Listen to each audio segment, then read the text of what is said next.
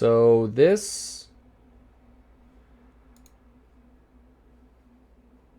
we should be back to stable here in a second. I don't know why it went unstable for a second.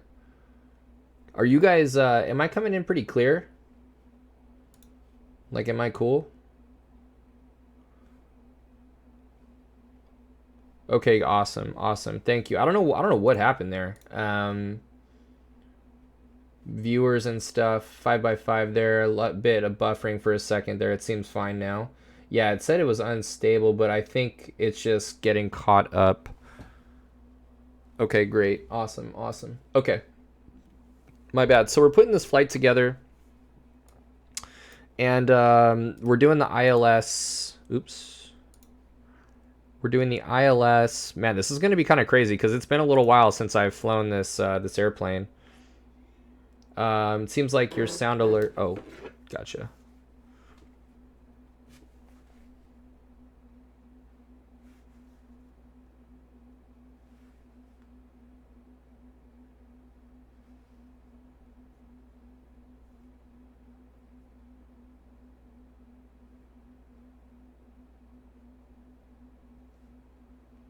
Okay.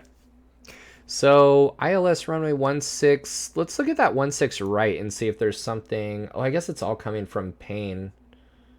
Okay, cool. And then either way, where are we gonna go hold? OBS has a mind of its own sometimes. Yeah, I know this thing had like tripped out. It was like, I don't want to do this. Zero. So where is Zero?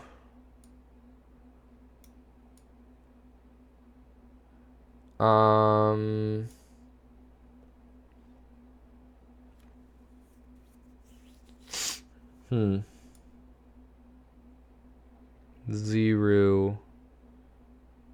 Oh, or Payoi. Payoi, where?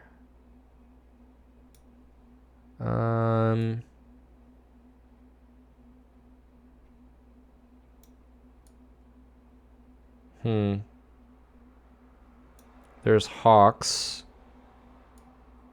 Let's go put in Zurli. Zurli.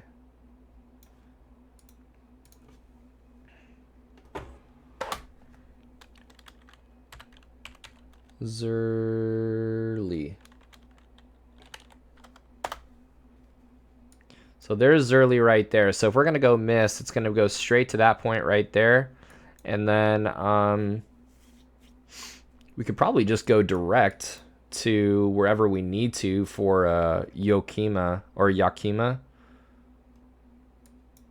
What are we doing into Yakima?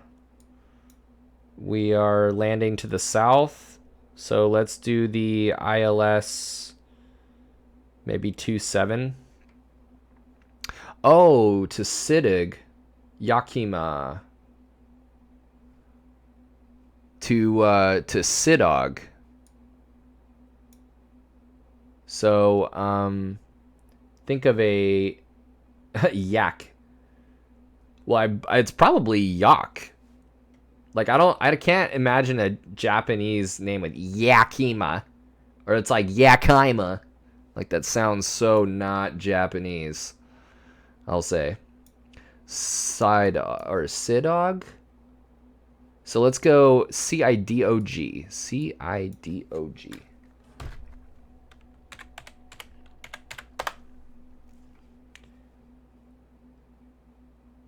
Yak, as in the animal.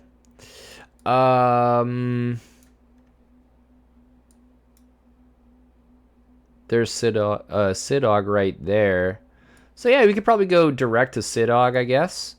Or make our way, you know, if our GPS fails, we could go direct to Ellensburg.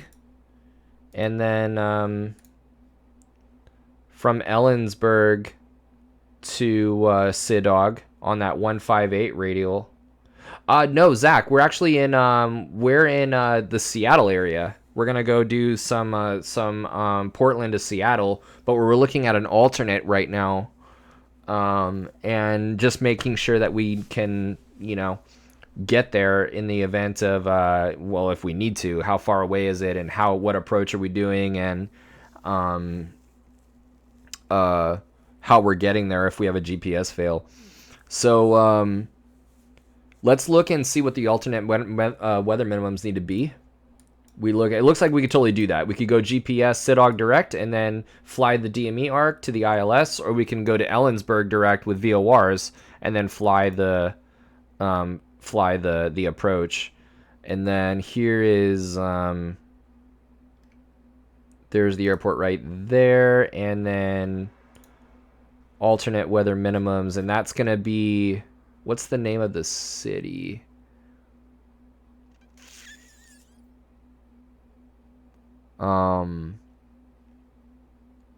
Yeah, Seattle, I guess. So pretty much, let's go to the alternate minimums.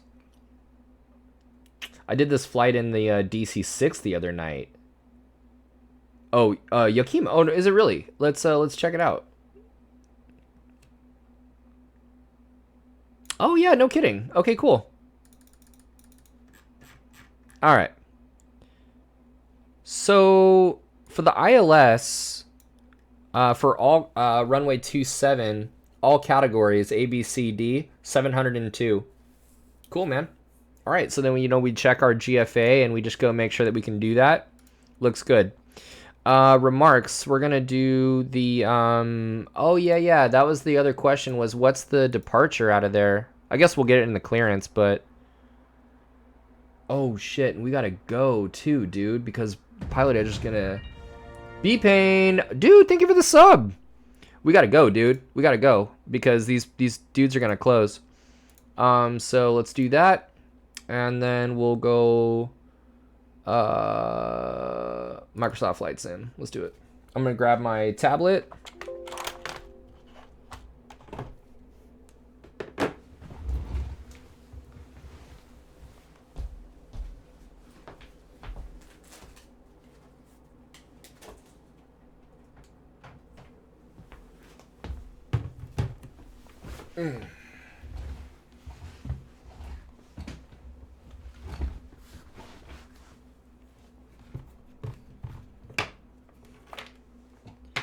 I'm going to do my best to start this thing up from memory, not have it take too much time. So forgive me if I misstep or anything. What's the advantage you'd say to Pilot Edge over VATSIM? I simply went with free, but I'd switch over if there was a large benefit. Absolutely, there's super large benefits. I think that they tend to be a little more professional and at least uniform in their standards. They are, there's no question that you will get somebody with real experience and real competency. You can get that with VATSIM too, but you can also super not. So, from what I hear. And so, I think just reliability, I think, now there are advantages to VATSIM, you know what I mean? VATSIM's everywhere. You can't get Pilot Edge everywhere. $20 a month for LA Center. And $40 a month for Western United States, which is a lot of coverage, but you're not gonna get everything in there, so I don't know, you get some pros and cons. Let's go IFR. I'm just over here on my tablet. What's your stream schedule look like for the rest of the week? Well, that's the thing. So tomorrow, I actually have to think about that because tomorrow, aircraft performance, and then Thursday, traffic pattern.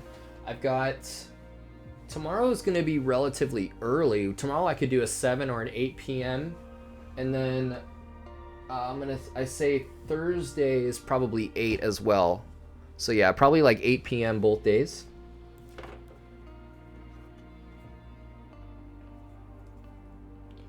Is there any way I can get a PPL with seizures? Haven't had one in 5 years. I don't know. I actually don't know. That's a great question. I would definitely go to a medical examiner first before you do anything flight training wise. You don't need a medical certificate to receive training.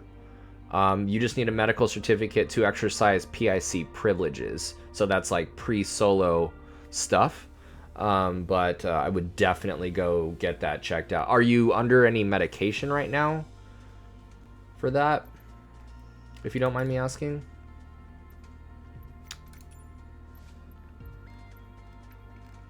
I hope I had to like uninstall and reinstall this game. So I hope that the working title is still going. 65710. So this is going to be what did we say? 510 or 5 this will be oh no, we should not do 510 Charlie Mike. We should do oh no, it is no, it's a 525. So I'm going to do November. It doesn't matter. 510 Charlie Mike it is. We already filed it. I was thinking of the Mustang, the Citation Mustang as a 510. Awesome. Then we've got Portland. Dang, I hope I can get these guys in time before they close at 11.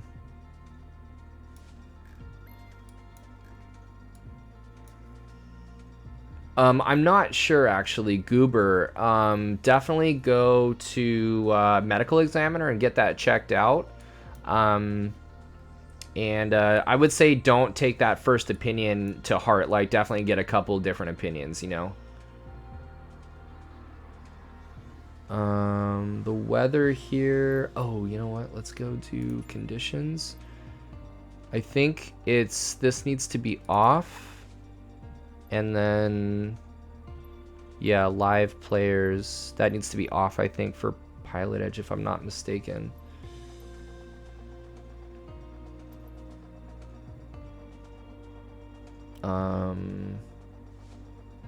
Weather. Clear skies. Few. Let's do,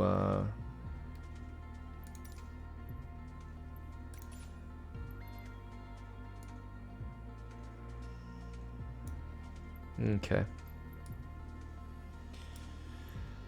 It's 270 at 2, so let's get this going. Maybe like right here. Departure. And then we'll go KSEA.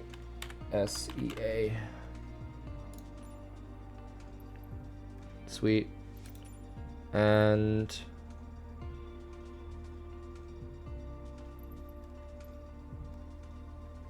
yeah, overcast, rain, snow. Okay, cool. I think that's it. Zach, have a good night, dude. I appreciate you being here, and always good to see you, man. I'll see you next time.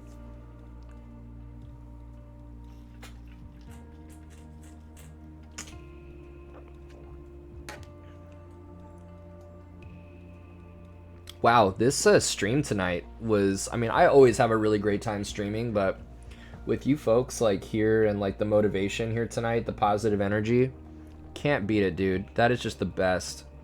I love this this community. Iowa, absolutely. Thanks for dropping by. Sleep well. Talk soon, man. Thank you, thank you.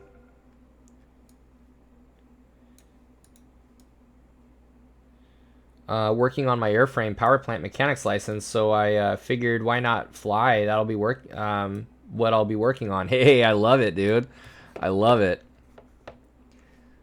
Okay, now if I remember correctly, we've got to have everything off. So display off.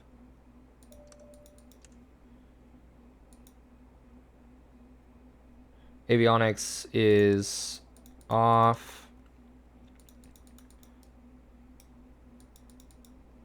That should be off. All these fans and everything. AC is off.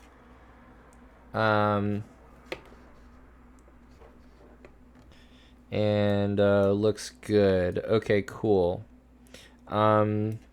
Next thing, I think it's battery on. Actually, no. There's a checklist in here, isn't there? Before starting. Yeah. There you go. Parking brake set. Power levels idle. Generators on. Okay. Gen on. Battery is on. Battery switch. Avionics master dispatch. Sounds good. Right engine starter push. And when the N2 is 20%, we'll push the run engine, or the run. Dude, Goober, I work for an MRO. Great work. Yes. Yes. Okay, and we got 20% coming up right there. For that N2, we're looking for monitoring N1. We got N1 winding up. And we just want to make sure systems here. Shit, you guys, I don't think this is this isn't working title. Damn it, are you serious? Dude, that sucks, bro. That sucks. Cause, dude, the without it being the working title, this is like, thanks, man. Which one? I'm looking to do engine overhaul or. Oh, thanks, man. We can't. This is like an almost unusable airplane, like in terms of CJ with the working titles and not. That's what I'm saying, dude. We can't do this. We can't. Now. So I think what we do is we do this next time. We do sim. We definitely go IFR, but we can't. I gotta re-download. I have to like download that working title. That's pretty rough. That CJ4 without being working title is brutal. So we will go. I will re-download that and we will come back to that. We will absolutely do that. I'm super sorry about that, Alaska. Dude, that CJ4, the working title CJ4, incredibly fun to fly with all of that, all the just like knickknacks and stuff that you're able to do. Try the longitude? No, I have not actually. I have not. We got this. Oh, maybe we can do it in this citation though.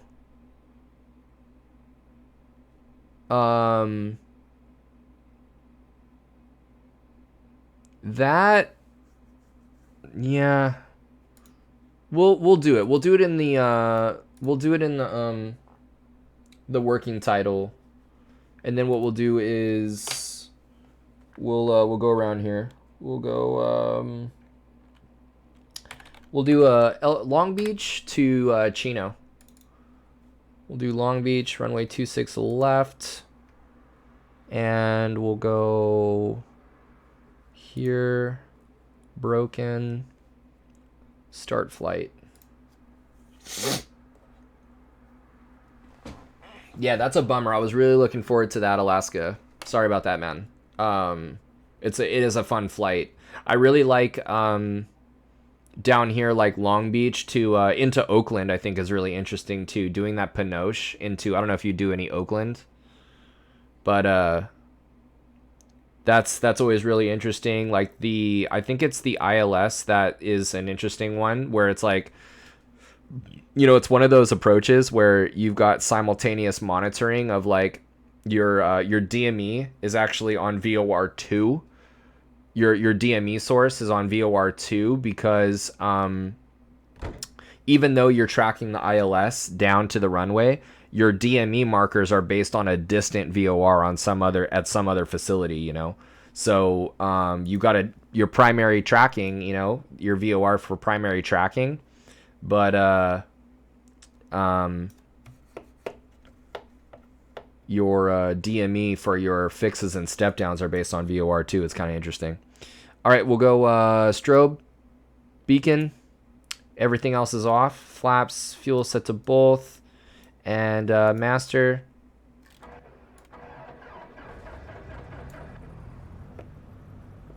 Cool. Temperature, pressure are green. Vacuum, electrical is stable, and avionics on with taxi. Flaps are up. Let's bring this weather down to like 700 or 600 or something. Visibility is 2. Looks good. Hold up.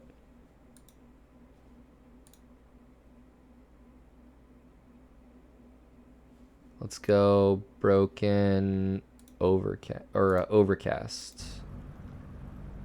There we go. Okay. And then we're gonna go plugins. Oh, and you know what? Let's go back to Pilot Edge. It's going to be IFR. We're 65710. We're a 172. Slant Golf. Oops. 120.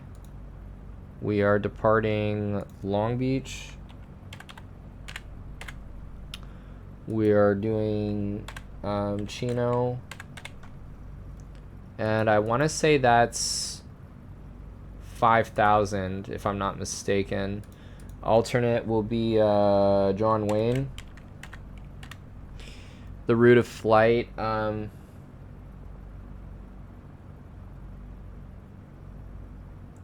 me get my thing up here.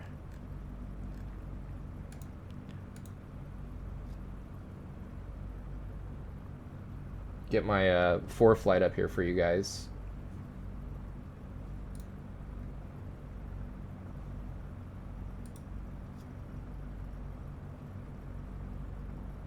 And then it's KLGB and then KCNO, with the route being the Coastal Papa 13.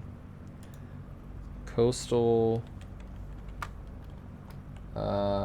CSTP 13. Custom weather. File that, baby. And that's going to be at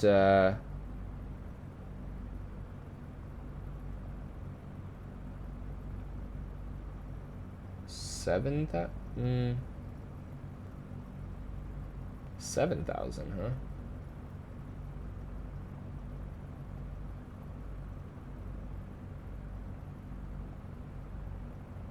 Is it really 7,000? Thought it was 5. It must be with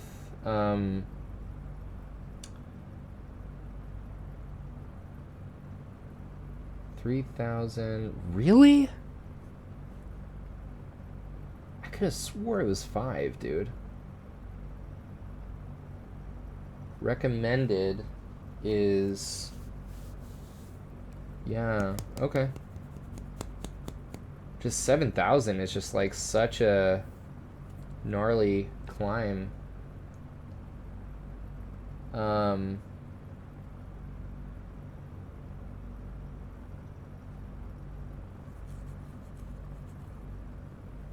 gonna file 5 and see if they give that to me. 5, and then we got John Wayne, and then I'm just gonna say SLI. There we go. We'll just do that. True airspeed. Oh yeah. So, oh, I filed it already. Okay, whatever. It's all good. We'll see what they give us. In fact, it's probably not. They're probably gonna close anyway, so it doesn't really matter. We'll leave that, and then we will come here.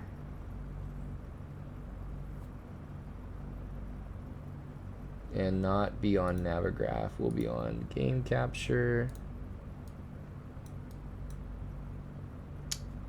And then we will get on with clearance delivery 118.15.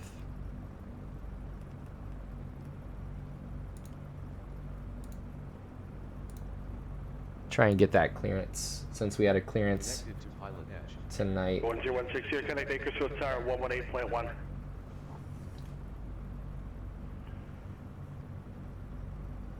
Contact Bakersfield Tower 118.3. 1. 118.1.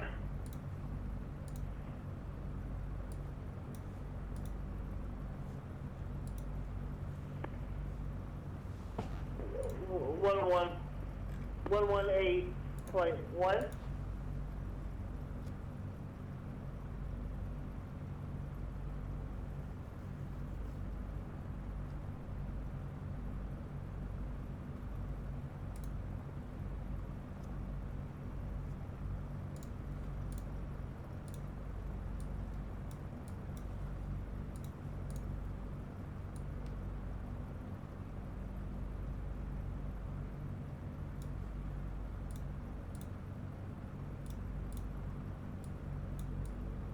All right. Let's get this craft IFR clearance going.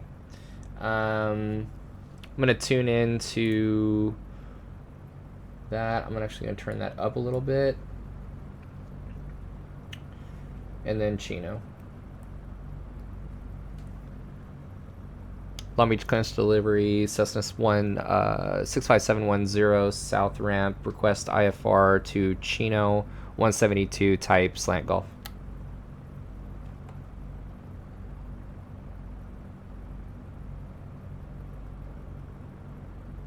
And 6570 Long Beach clearance. Just be advised, network closes in about 7.5 minutes. Clear to Chino Airport. Departure flight runway heading. Expect radar vector Seal Beach. Correction on departure flight runway heading, and then turn left heading 200. Expect radar vector Seal Beach is filed. Maintain 3000. Departures 128.1. Squawk 4011. Thanks for putting that together. No problem. Clear to Chino Airport. Runway heading left turn 200. Radar vectors Seal Beach as filed. 3000 128.1 4011 65710. Be back correct. Thank you. All right, guys. Tower, Cessna 757 X-ray echoes west of the airfield over the That was the. Like to transition your Delta midfield to enter. That was the main thing. Just wanted to get that IFR. Today was clearance and ground, you know, so I just wanted that. And then we take this, and we do some programming with it. Right? So we've got, what do we got? We got Chino, runway heading to 800 feet, left turn 200, radar vectors, Seal Beach. So we got Seal Beach in there. Let's go ahead and put Seal Beach in nav 1, 115.7. It's VOR 1. And that's going to be something out to the east from here. And enlighten me when you have some time. Oh, Kino, no problem. Yeah, craft is, we talked about this earlier, I think, before you joined. Tonight's IFR ground was actually different types of clearances, and so craft is an acronym that we have as IFR pilots to anticipate the pieces of the IFR clearance that's given. So C is for the clearance limit. So like I was cleared to the Chino airport. The R is for the routing. So like the route that he cleared me to go there was runway heading, left turn 200, Seal Beach as filed. And then the A is for altitude, 3000, and 128.1 is who I'm going to be talking to right after I leave, which is actually, I'm going to put it right here, 128.1. For a full 10 miles out from the west for a full stop. Let me know if that's too loud for you guys, actually. 10163 at Bakersfield Tower. Enter left downward at 30 right, runway 30 right, clear to land. And then 4011 for the transponder right here. 4011. 4011. And then we want to make sure that's on altitude mode. Cool. Left downward at 30 right.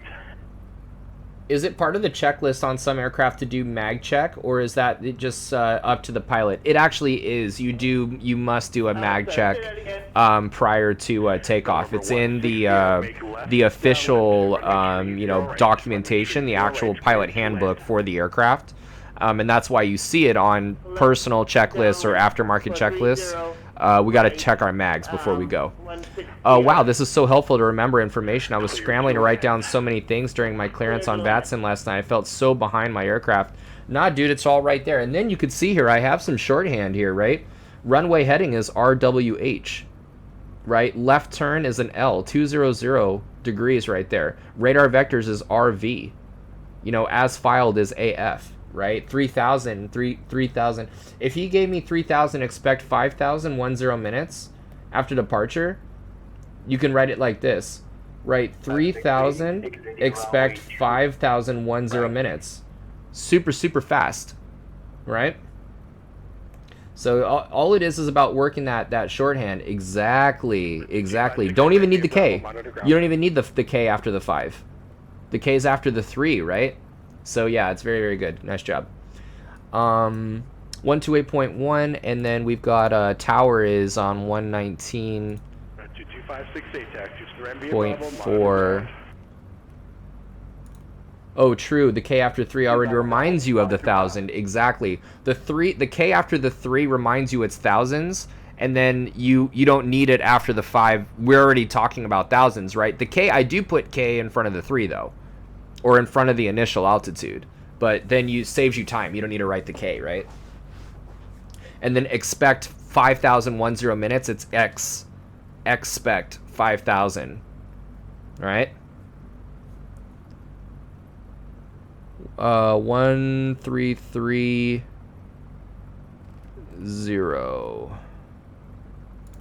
And then 12775 is our ATIS. Let's get that. Com 2. Long Beach / Doherty Field Information Delta. 2100 Zulu weather. Wind calm. Visibility 2. Sky conditions 650 overcast. Temperature 15. Dew point 13.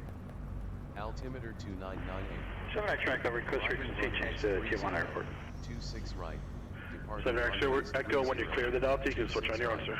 26 left. Okay, 7X Echo, once we're clear Delta, thank you, and buenas noches.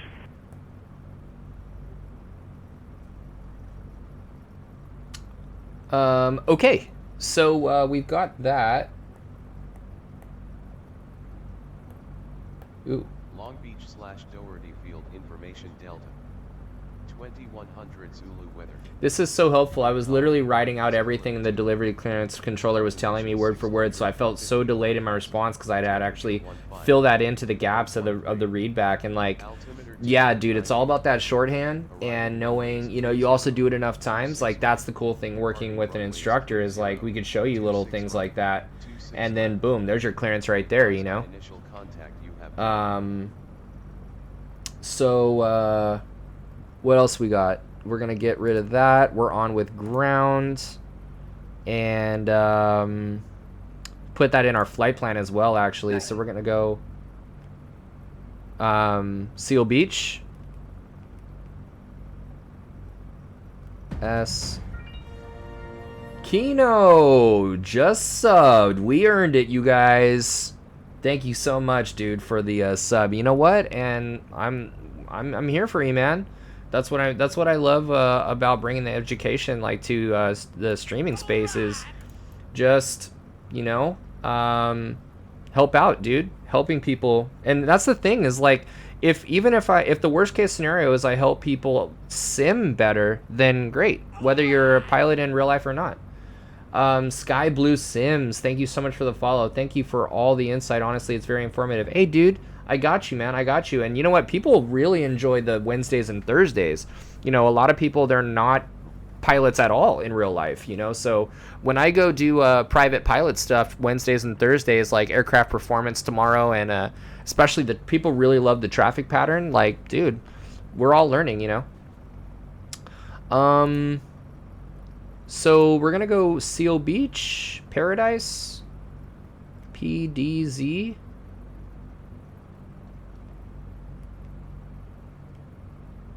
I do want to do in real life at some point, but no. This will be a pattern in the sim. This will be pattern ground and sim. but I do want to do in real life stuff, because when I'm in the pattern, like with a student, I do get connection still, and I think I can stream. I should be able to stream if we're in the pattern. So I definitely want to try it. KCNO.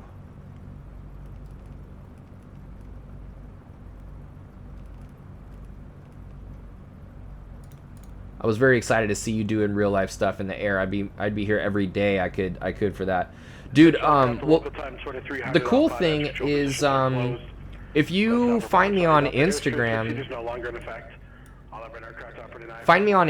and I do put my in real life stuff on there, you know.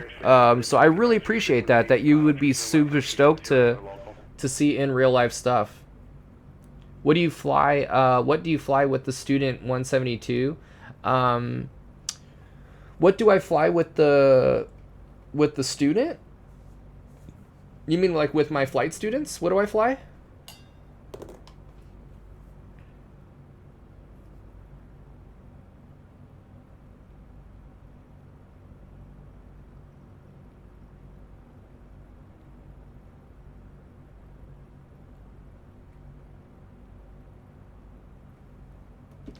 I fly mostly the 152 actually right now. But I'm gonna start. My flight school is going to get a 172 G1000 soon, and I think I'm gonna start flight instructing at a second flight school as well. I do a lot of my IFR. I do IFR sim training for students. Since I'm a CFII, I can do instrument training. And they have an approved simulator there where, well, I'm like prepping their students. I'm not employed there, but I know the owner, and he has me follow or work with those students in the sim and prepping them for their instrument training. And he's waiting, I think, for an instructor to go to the airlines before he hires me on, and that'll be in a variety of aircraft: Mooney, 172, G1000. Oh, dude, totally. Kino, I'm actually behind a little bit on my posts. I have some video editing to do, but I've got some really great stuff to come. So yeah, definitely enjoy. So at Chino, we're going to go procedure, and we're going to do the approach. We're going to do the ILS 26 right, and from Paradise. And we'll activate that later.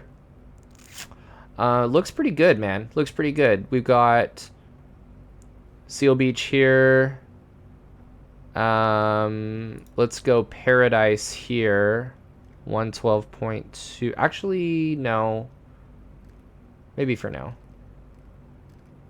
112.2, but this one's definitely going to be 112.2. No, this is actually going to be 110.4. This is going to be Pomona, and then this is going to be 112.2. Good. Okay. And then this is when we get on with COM 2 and we say Long Beach ground, Cessna 65710, southeast ramp, request 26 right or 26 left run up with the weather, with Romeo or whatever it was. And they clear us to taxi.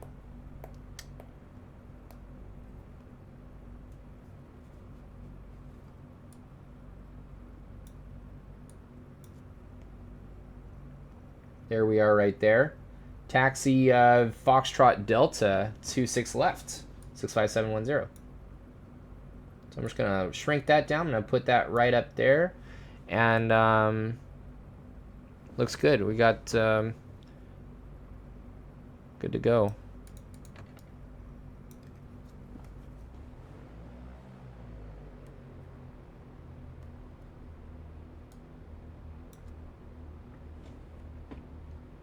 All right. Is that Navigraph there or real world charts? That is a real world, actually. That's my ForeFlight that I'm streaming from my tablet. And I've just pulled up here. I have a Jeppesen subscription actually on my ForeFlight. That's why those are Jeppesen. So that's the other reason why, you know, I really appreciate the subs, because, you know, all that stuff, man, that cost me to to have that and to be able to, you know, bring that to Twitch. You know, these are things that I use in real life.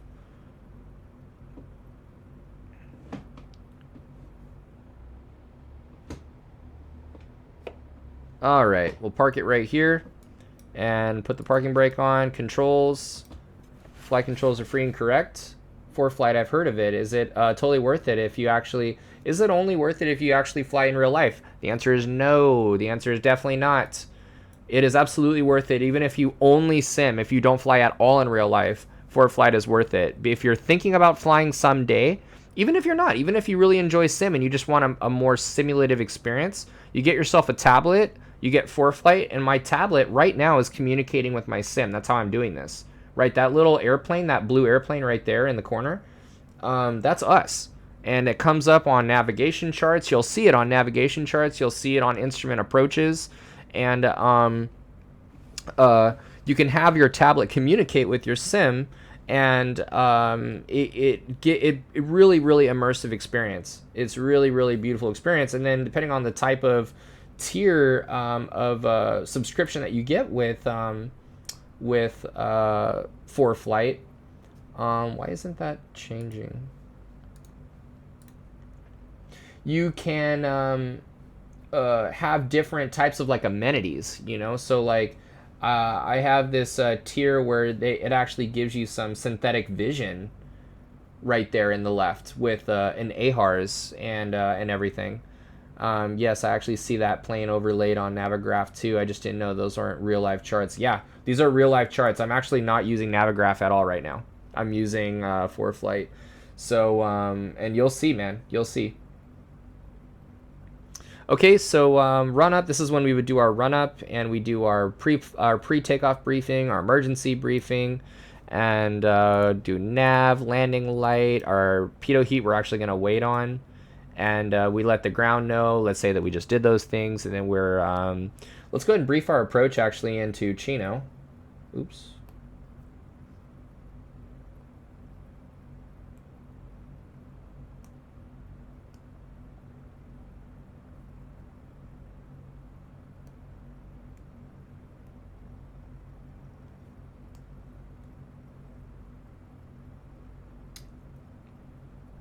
Matter of fact, I think I have that right here.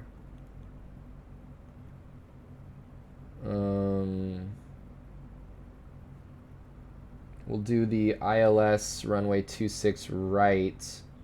And briefing this approach, ATIS is going to be 125.85. 125.85. We're going to leave that right there. We're going to use ground one more time. And then SoCal approach is going to be 135.4. Tower frequencies right there. 111.5 is going to be right here, actually. 111.5. Awesome. 255 is the final approach course. We're going to cross, let me actually blow this up for you guys a little bit more.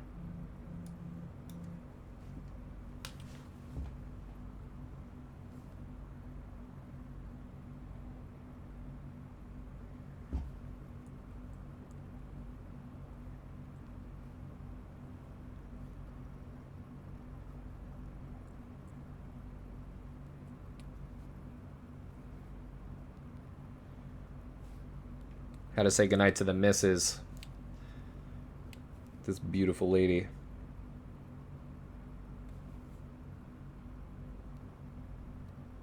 Oh my god, this guy that I was watching the other night, he's got a Kerbal Space Program stream. The coolest stream channel I've ever seen. This guy is awesome.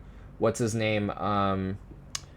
Oh shit, I just accidentally swiped off. It's cute. You know what? I'm gonna find it for you guys. It's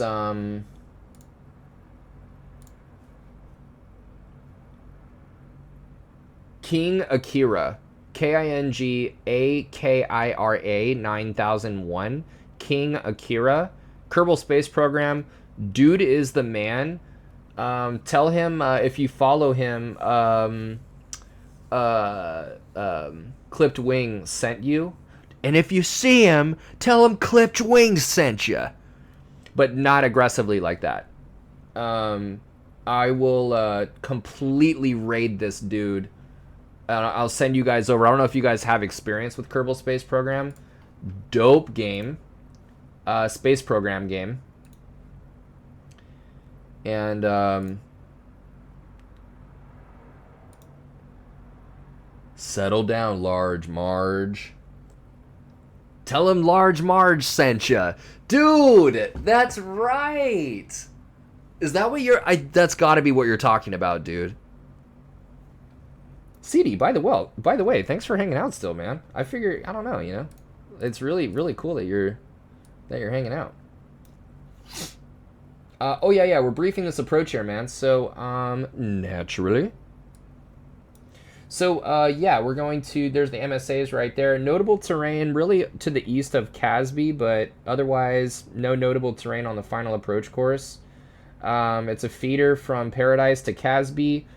Either a teardrop entry or a parallel entry to for course reversal in this holding pattern right there. And then we'll turn inbound, crossing Casby at 44, down to Linden, 3,000. Crossing Linden, 2,100 for a glide slope intercept. Down on the ILS, runway 26 right to 886 on the altimeter.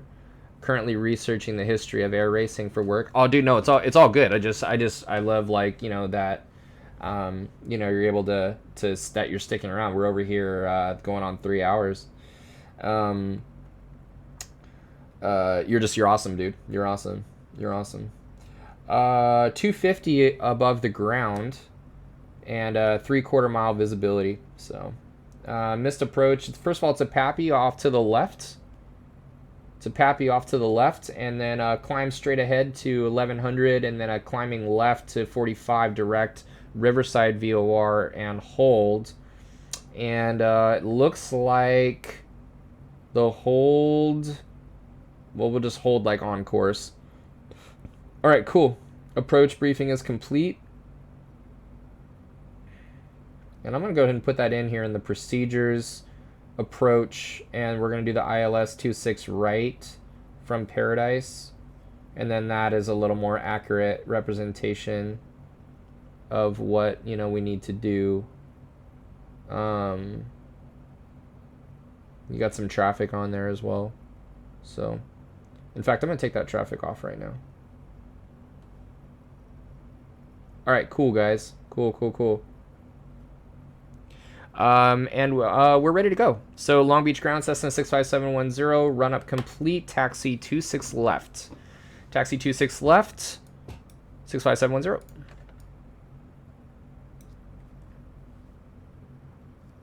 I'm actually going to hide this chart.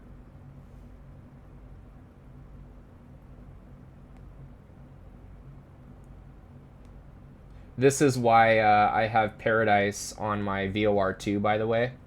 Paradise is, you know, you can see the blue, the airway right there that I have charted, you know, that we're going to be going. But Paradise is, I'm sorry, Pomona is right here. I should say Pomona is our number 2.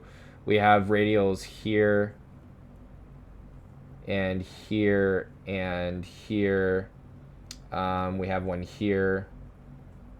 Where else? I think that's it, actually. So all those red lines that intersect, those are intersections along our route. At Aheim, at Ollie, at Ebite, Poxku. This is all coming from Pomona. So very important that those cross radials are on that VOR2, whereas Seal Beach is on VOR1 for that airway.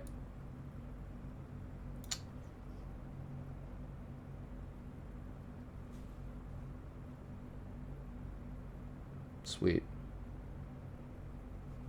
Okay, we're cleared to taxi.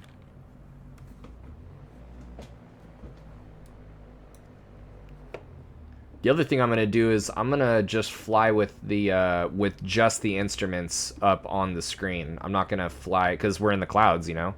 So I'll show you the power of the, and I'm not gonna do any autopilot. I'm gonna fly only, I'm gonna fly by hand, no autopilot.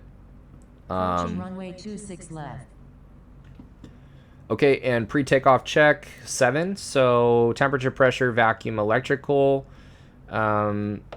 mix. We have lights. Pitot heat is on. Flaps are up and trimmed, and on with the tower. We have Chino ATIS ready to go, and then we call him Long Beach Tower, Cessna 65710, holding short 26 left, IFR release. 65710, clear for takeoff, 26 left. And we look to our right, clear final. Approaching runway 26 left. Yes. Entered runway 26 left. 3,800 feet remaining. We check our heading indicator and the compass. They both indicate 26. Toes down. 2,000 RPM. Systems are green. Let's go.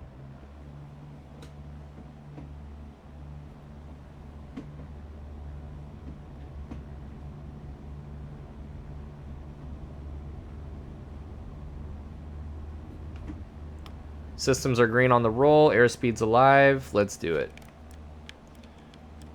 Now, the one thing I'm going to do is right away, I'm going to do this.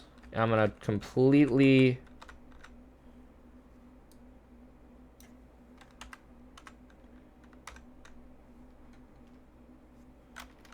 I don't even need that GPS. I just need the frequencies.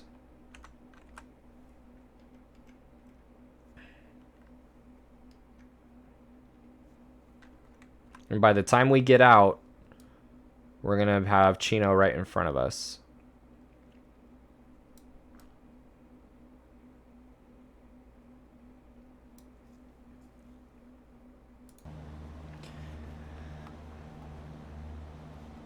So there's that 2.6.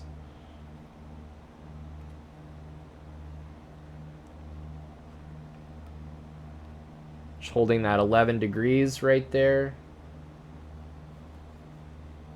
I'm actually going to put this right there.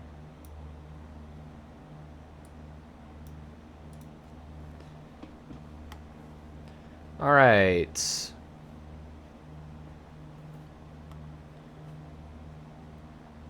Six 65710 is over to SoCal departure, and we'll talk soon. Thanks. SoCal departure, Cessna 65710 is 800, climbing 3,000. And they're going to say radar contact. We're going to hang out here on the 200 here and for a little while. Actually, they call us back and they say Seal Beach Direct. Seal Beach Direct, 65710. So we put already Seal Beach in here on our VOR1. Oops, watch that standard rate turn. And we're just going to keep that turn coming in to a... looks like a 090 maybe, or 085.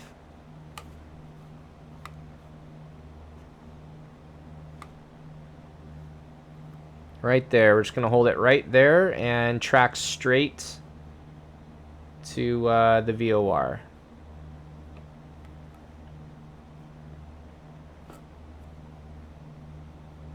I kind of want to just have it be 090. So what I'm going to do is I'm actually going to intercept that a little bit, because that, like, the fact that it's like 087 is kind of like frustrating. So I'm going to go and intercept a 090.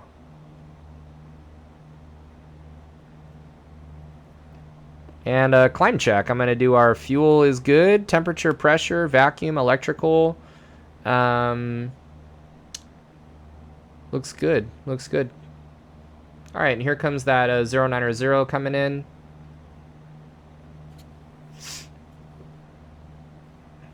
We're going to pitch for like the 10 degree right there.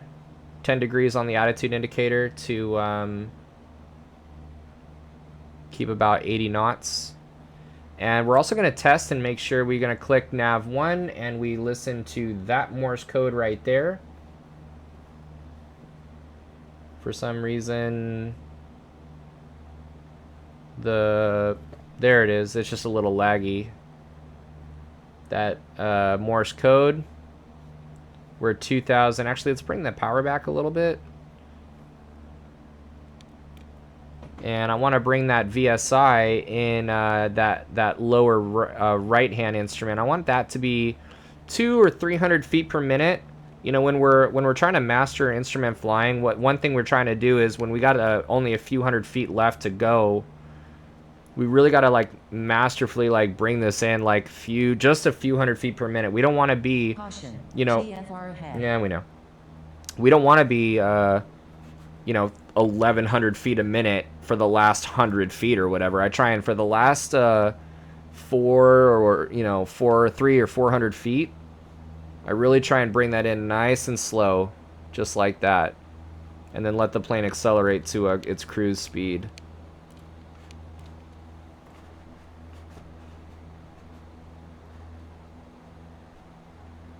Very nice, very nice. And then up at 3,000, we're going to lean. That EGT is going to come up. And dial that power back, just so we stay away from red line. Cruise check. Oh, you know what? Sorry about that. Temperature, pressure, vacuum, electrical, EGT, fuel flow. Everything looks good. Heading indicator is set to compass. Trying to re-intercept that VOR1 there.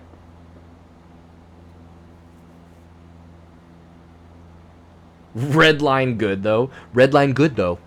Red line bad though. Red line bad.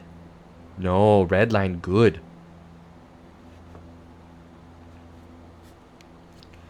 All right, and then we're going to be 058 for that that airway there. Cruise check is complete. Descent to go. We got plenty of time.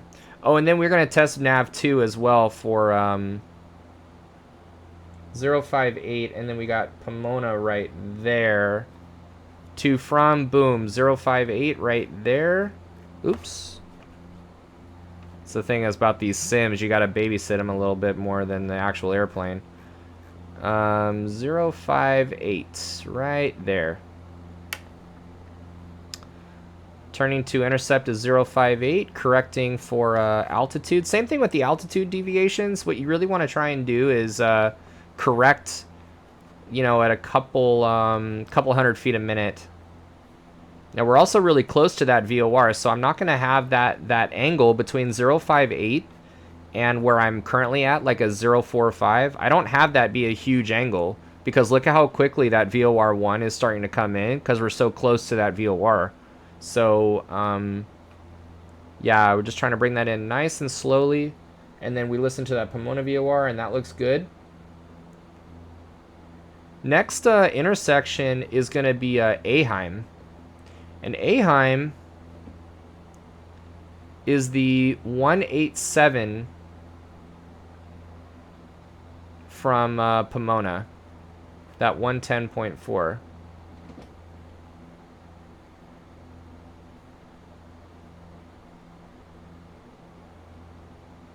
All right, 187 right here. One of the things that we talked about in a previous ground school with VOR navigation is this concept of same side safe. You know, the question is have we passed the intersection yet, or are we safe? You know, are we on a heading that you know, where we have yet to actually cross it? And the same ATIS is 125.85. word. The question is, Inside TX. Jesus Christ, go away. Are we same side safe? The same side safe rule says that if we have, first of all, what are we talking about? We're talking about VOR2. We're talking about this second VOR right here. And if we have crossed the intersection yet, we're tracking VOR1. And I'm really just slowly working my way over to 058. Actually, it should be like right there. But VOR2, you know, that 187 from Pomona is an intersection. So same side safe rule says is an intersection. It's an intersection from a cross radial that we want to cross over. So same side safe says is if our heading is on the same side as the deflected needle, we're safe. So we're on like a 060 essentially. 060, if you look closely, 060 is right here. Right? 060 is on the same side as that deflected needle, we're safe. So another example, we're coming up to Aham right now. Let's look at Ollie. Ollie is the 171 if I'm not mistaken. Yeah, 171.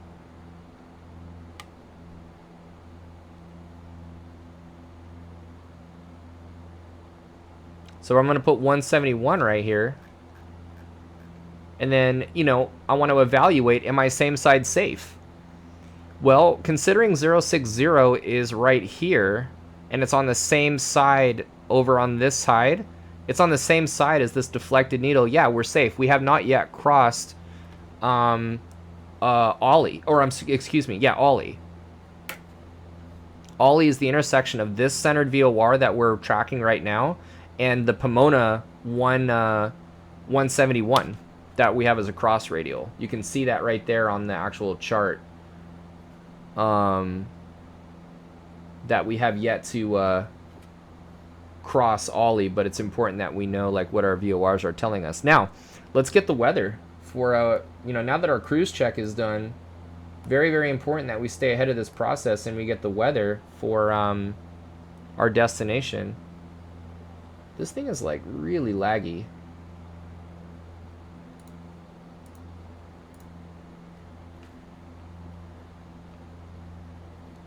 Bit of a challenge to fly this and teach on Twitch and like write and stuff. I gotta really have this airplane trimmed out like I do in real life because no autopilot. CNO. And let's go ahead and get our weather here. Chino information Delta. 2200 smooth weather. Wind calm. Visibility 2. Sky conditions 50 overcast. Temperature 13. Dew point 1. Ooh, we have to actually adjust the weather. 9A. Arriving runway 26 right. Departing runway 26 right. Advise on initial contact you have Delta.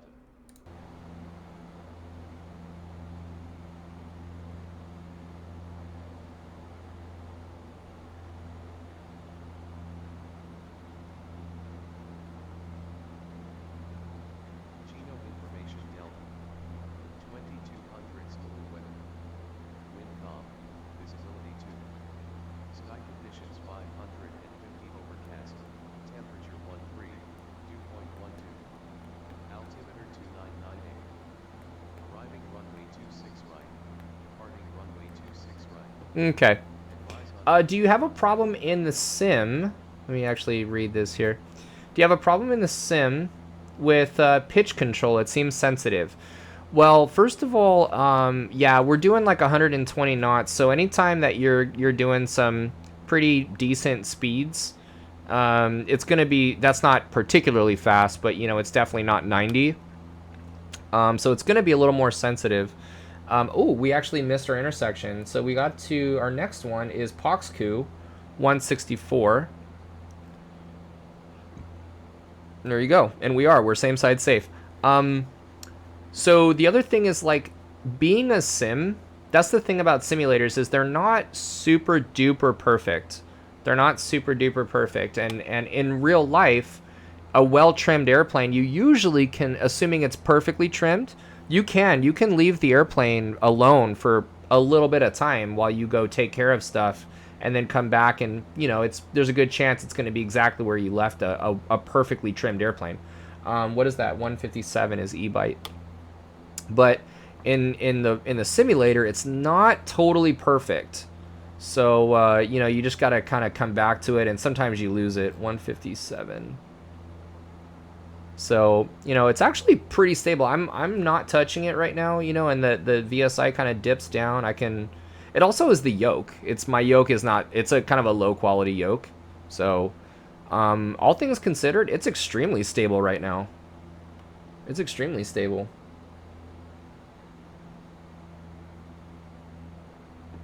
Yeah, I don't have any problems with pitch control would be like big deviations in the VSI and in the altitude, you know. With this, it's just normal sim stuff. Personally, okay, we should actually be tracking toward Paradise right now, so I'm gonna go ahead and switch my VOR. This should be 112.2. That's why I did that. I see.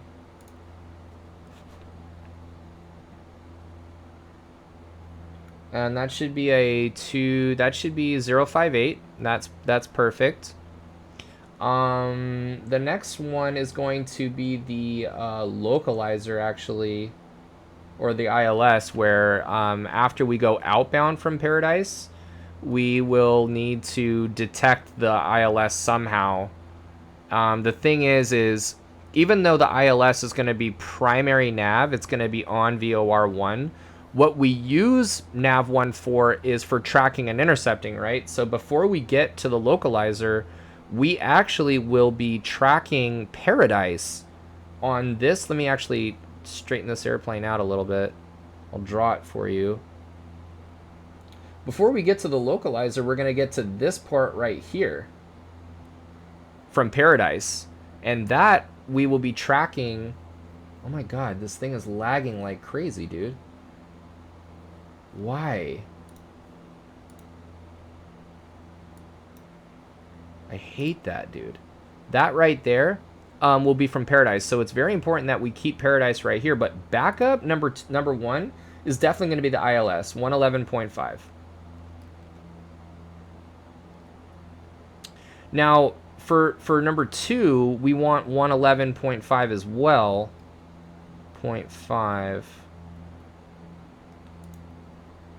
And that is it doesn't really matter. That is going to be, let's just put it in 255. And the only reason why I'm doing this is because 255 is because when we're outbound on that red arrow, we need to know, like, Casby is the intersection of that Paradise radial and the Localizer. So we got to have some way to, and if VOR 1 for sure is being used to track outbound on, then the only other place for the Localizer to be put on temporarily is that VOR 2. Now the truth is when we actually get into the holding pattern right there, when we get into that hold, oh my god, are you kidding me?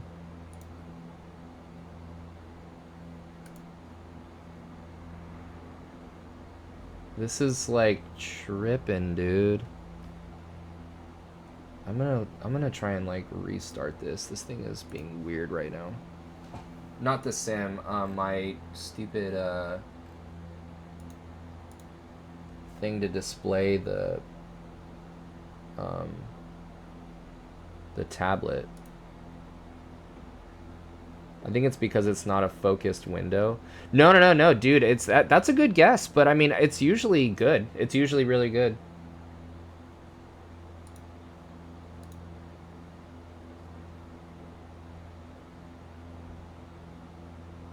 Okay. Now, before we get too close, let's brief this approach.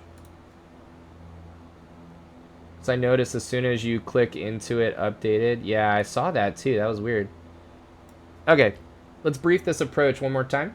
So 125.85, we have the ATIS, we have the altimeter setting. Approach 135.4. 135.4.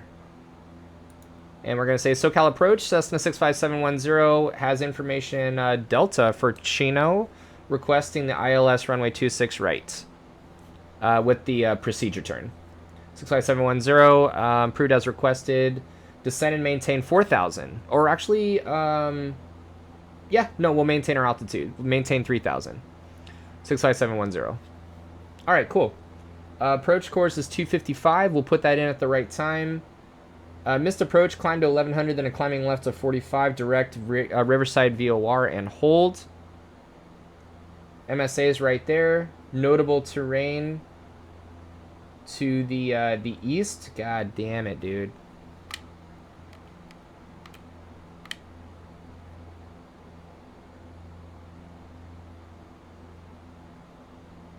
There we go.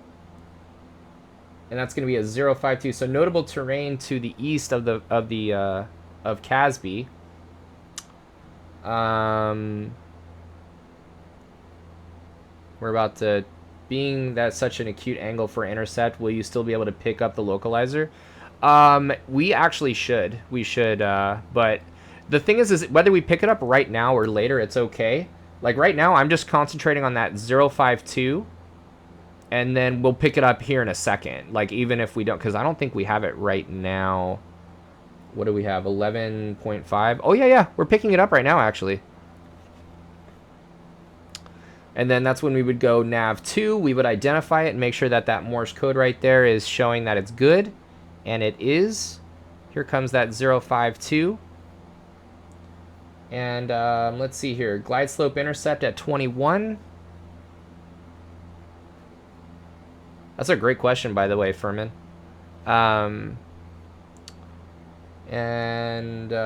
Let's see. Glide slope intercept at 21, down on the ILS to the 886 on the altimeter, 250 above the ground, 3/4 mile visibility. Pappy is off to the left. We already briefed the missed approach. Approach briefing is complete. And that's where we're at right now, my friends. So let me just shrink this down a little bit. Dude, no, it's all good, man. I should be able to answer your questions during a briefing. It's all good. It's a great question, especially, you know. Put that right in the corner right there.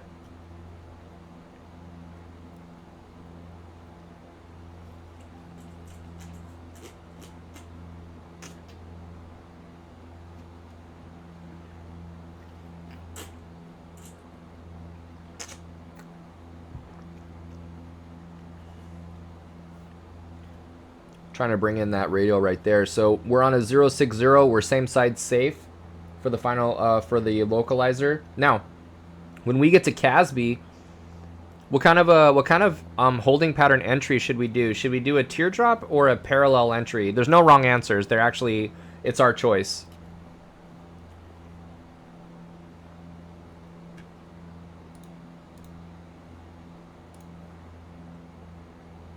What's the difference? Let's pause this. So the difference is this. In terms of workload, there's really no difference. It's just really for kind of convenience and like what you're comfortable with or what you want to do. Sometimes people want to hold. Thank you for the follow, someone who cares a little. Sometimes we all just need to know somebody who cares just a little. The difference is this. When we decide to, well, first of all, we have, how is it that we have an option? We have an option because this line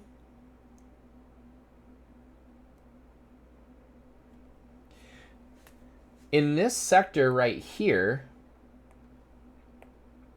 we have a certain type of, if we're coming at that point, Casby, from that green area, we have basically a mandatory, there's no legal like requirement here, technically speaking, but we basically have a workload management requirement to enter the holding pattern from a teardrop, or I'm sorry, a parallel entry. What the parallel entry means is this. If we're coming from that sector right there, we will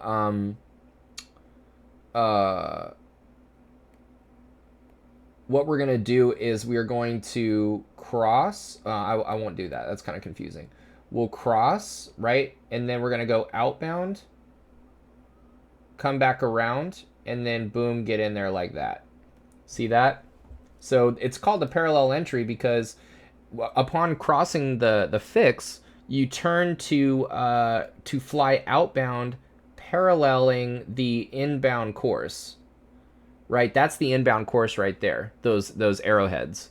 So that is what's called a parallel entry. I'll actually leave that up.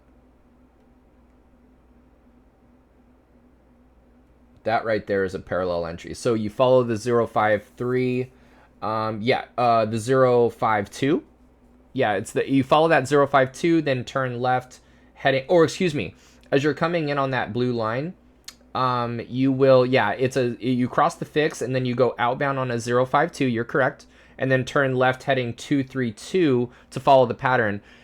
That is a good guess, but what you're doing when you're done right here at this point, that's 1 minute. From that point to that point, that segment right there is 1 minute.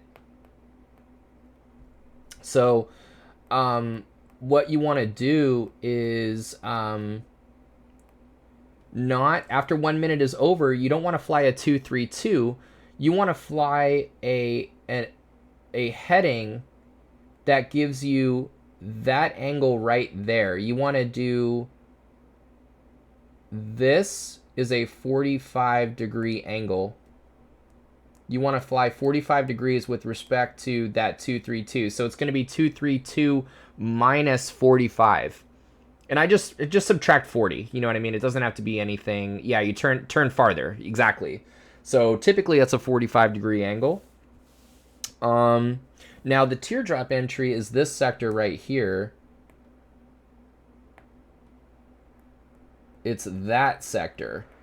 Anywhere from there, we're going to do what's called a teardrop entry. And that is where, instead of the parallel, where we're actually crossing the fix and staying on like the non-holding side for a second, we're going to cross, and then we're going to go outbound.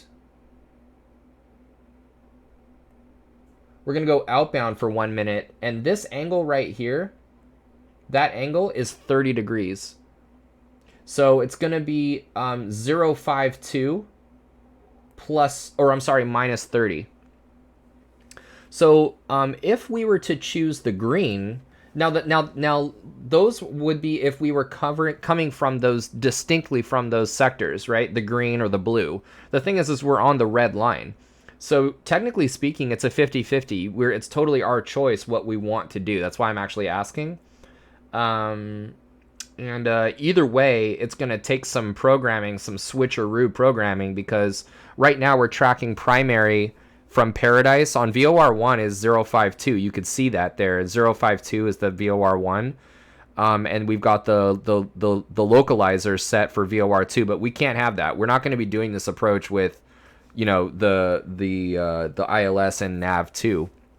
So either way, on that 1 minute segment, whether it's on the blue parallel entry where we do the 1 minute outbound paralleling the inbound course, or it's the teardrop entry and we're doing the 1 minute outbound 30 degrees with respect to that outbound course, either way, on that 1 minute, we got to do some switcheroo magic to our VOR 1 and 2 and switch it up. Because as you can see, VOR 2 is actually going to be Paradise. Paradise, we need the Paradise for Casby, we need it for Linden, we need it for Dewey. Linden is the 020 and Dewey is the 334. So teardrop seems to be faster entry. Let's do it. So we'll go clear. And the way that we're going to do it is we're going to go red. We're going to go boom. We're going to do that. Come back around that way. Bam. And we're not going to actually do a hold. We're going to do the teardrop. We're going to cross Casby again. And then we're going to go in. Why isn't this? We're going to cross Casby again and then go in. So let's do that teardrop. And then, yeah, sure. What's your question? My question to you actually is, what's that heading going to be? What's this heading going to be?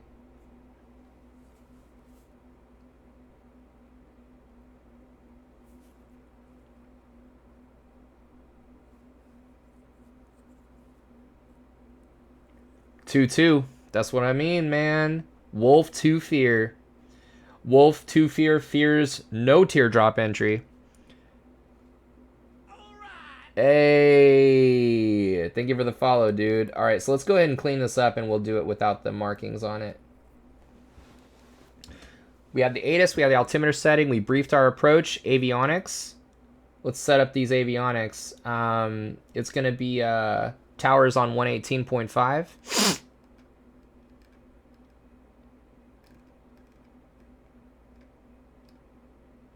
And how do the entries relate in respect to traffic already in the pattern or the hold specifically? Phenomenal question. So first of all, the holding pattern right here, the entry will not change with respect to traffic already in the hold or whatever. What will change will be the altitude that you hold at.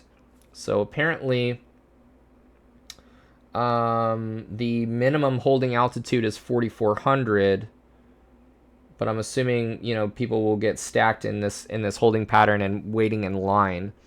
The other thing is, if there's people in the pattern, they will, you know, they'll clear you for the approach, and then the tower controller, they'll coordinate with the tower controller to space people out accordingly.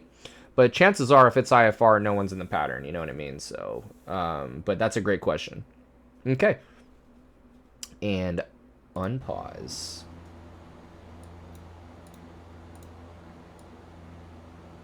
Yeah, great questions. So we're going to do some switcheroo stuff here in a second when we get there. Oh, no, you know what? We need to go do 052. And then I just want to get my mind ready for 022 is my initial teardrop.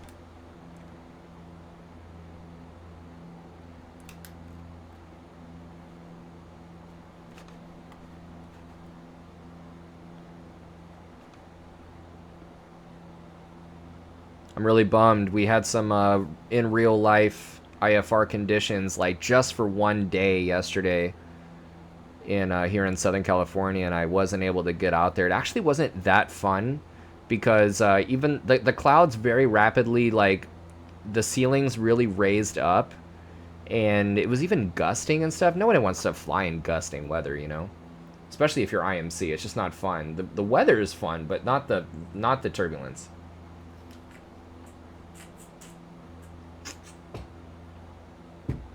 So I'm going to have hopefully better luck next time. All right, here comes that localizer. We're setting 022.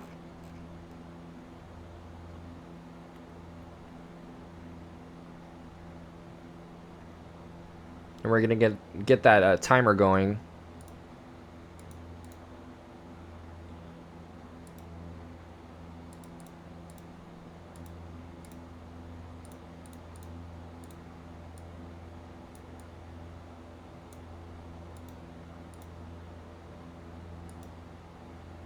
Wouldn't it make more sense to do a parallel entry since you're already on the parallel? Yeah, I mean, the thing is either way you're going to be working, you know? Either way you're working and you're keeping track of time. In fact, this for some reason is not doing it. So either way actually works. Either way totally works. There's that 30 degree right there. Because either way, like, if you're going to continue out on the parallel, then you still have to figure out the 45 to come back, you know? So, I don't really... It's all good. Now's the time to do a switcheroo, though. So, we're going to go... Paradise is going to be on VOR2, 12.2. And that's going to be a 232. 232. There's 232 right there. We switch to the localizer on a 255. Yeah, in my book, there's no wrong answer to that one. If you're on the line, so instead of 022, we'd go 277. Let's actually see here 1 second. Oh, there's a minute right there. And we're just going to go turn right back around to intercept that, what is that, 232. And then we'll be good. Do you fly the 1 minute on the 022? Yeah, I flew that 1 minute on the 022. And now I'm coming back around to intercept the 232.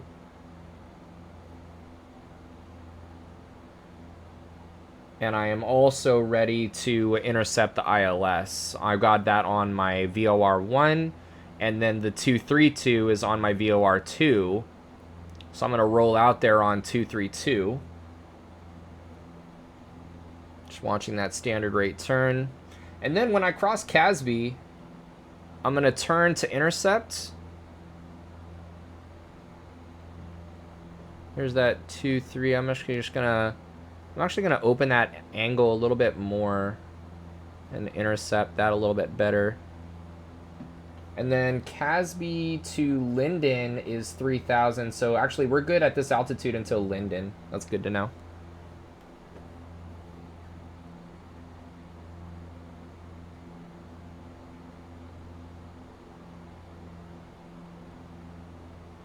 Closing in that I'm flying this 2-1 on purpose, little shallow angle for that VOR2 to come in centered. And then I'm going to track 232. Little half standard turn right there. There's 232. We got the localizer coming in, so standard rate turn, we're at any speed with the turn coordinator, right? Yep, at any speed. Yep, works at any speed. Now, what that bank angle is going to be will be speed dependent. What the bank angle is yeah, that's speed dependent, you know. But just the faster you go, the greater the bank angle to achieve a standard rate turn. Standard rate turn, we're just talking about, let's see, 020 right here. Standard rate turn, we're just talking about 3 degrees per second.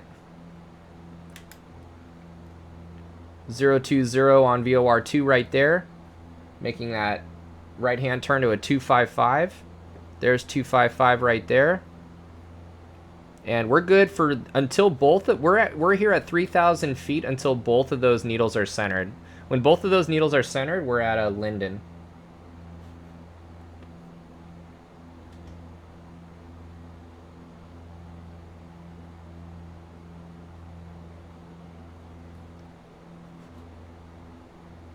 And descent check, so temperature, pressure, vacuum, electrical, magnetic compass. What is the glide slope angle for the approach?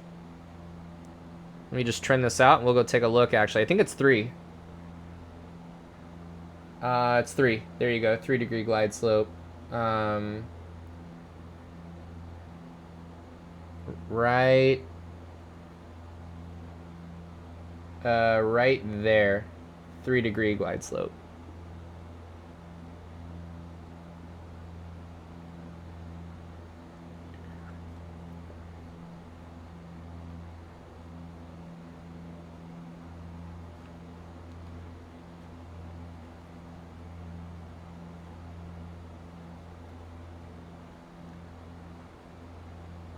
I'm gonna land here at Chino and then grab a quick bite to eat, and I'm gonna come back and then maybe do some Halo, dude.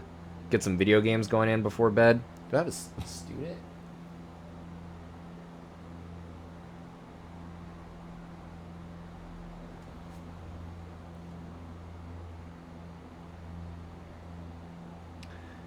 And are we same side safe for Linden? Yes, we are. We are headed 255. And 255 is on the same side as the deflected needle. So we are safe. We do not need the chart.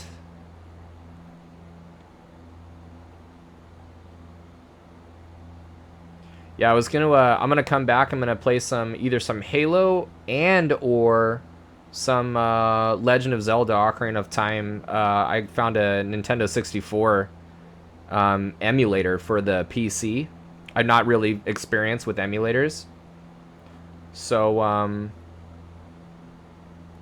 Okay, here we go. Here comes Linden. What's after Linden? We got Dewey of 334. Let's do it. 334, my friends. There's 334 right there. Power back. Let's go. We're going to do this approach super fast.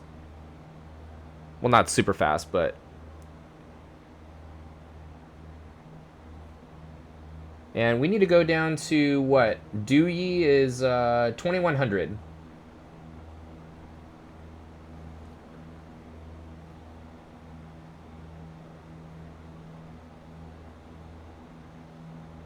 We're holding those needles real nice, dude, on VOR1. I'm actually going to reduce that descent rate a little bit. I'm actually kind of creeping over.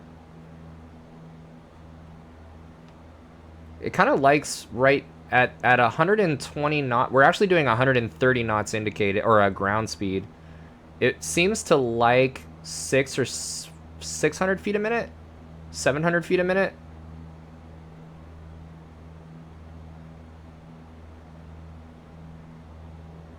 Oh, we're creeping over to the right. So Dewey, on the glide path, we should be able to... We should get that centered needle right as we're crossing 2100. See that? Here comes Dewey right there. That's really dope. There's 21. There's Dewey. Let's do it. Over to Chino Tower, Cessna 65710, ILS 26 right, full stop. Clear to land 26 right, 65710.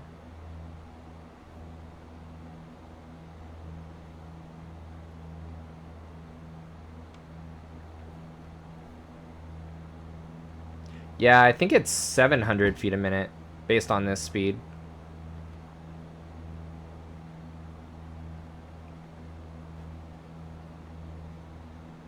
We're doing 130 knots ground speed. Final runway 26 right.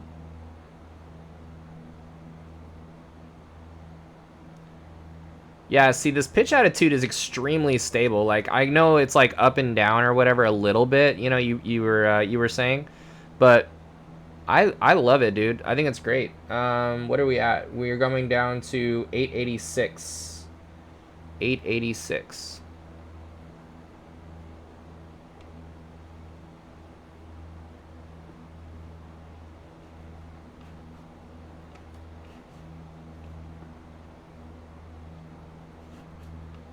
$500.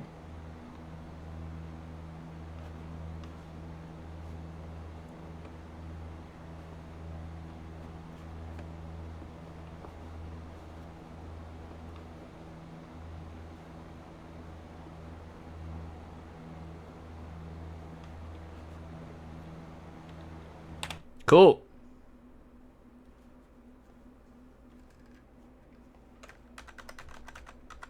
Bam. There's the runway right there, dudes. And now the job is to slow down like crazy fast.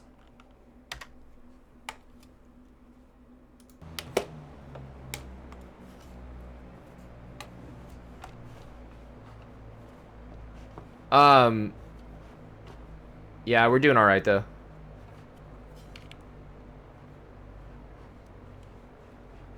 I'm just trying to like slip it.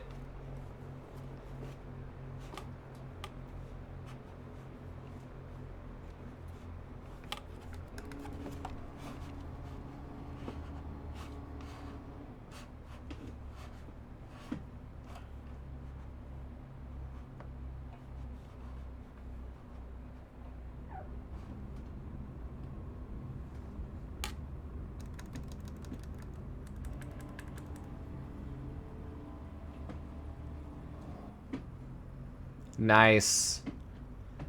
Dude, the power of IFR flying, man. We didn't look outside at all. And we were mashing down on that ILS, dude.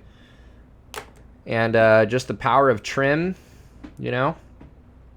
I wanted to thank you guys for sticking around after the raid and for your encouraging words. You guys are beautiful people.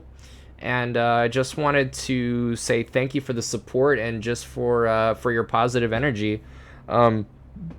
very much looking forward to seeing you guys hopefully on future streams. Like I said, I'm gonna be back for video games here in a little bit and before I go to sleep. But yeah, I just wanted to say thank you for the follows, for the subs, and for the positive energy. Kino, absolutely my pleasure. I'm gonna look for you, and we'll get it going. Okay, we gotta not get in our own ways about stuff, and we just need to be guided. That's all. You know, we can talk privately. You can share with me a little bit more of the medical information and like kind of what you're thinking. You know, what the reservations are, but yeah. So tomorrow is aircraft performance, and I'm thinking that we do high density altitude stuff. Maybe like some airports with thin air. We increase the temperature. We make the air nice and thin, and we kind of explore some extremes of how aircraft performance is affected by the temperature of the surroundings and the weight and stuff like that. Got a nice aircraft performance lecture. That's one definitely you want to bring your notebook to. It's a very simple lecture, but it's very, very informative how lift and thrust and power are adversely affected by thin air. And then on that'll be at 8 p.m. We're going to go for 8 p.m. And then Thursday, 8 p.m., traffic pattern. Let's do it. All right, guys. I'll be back in a little bit. I'm actually going to stop the stream for right now, and then I'll be back for some Halo and some Zelda, dude. So thank you guys again. I love you guys, and I really, really, really appreciate the good vibes. Have a good night.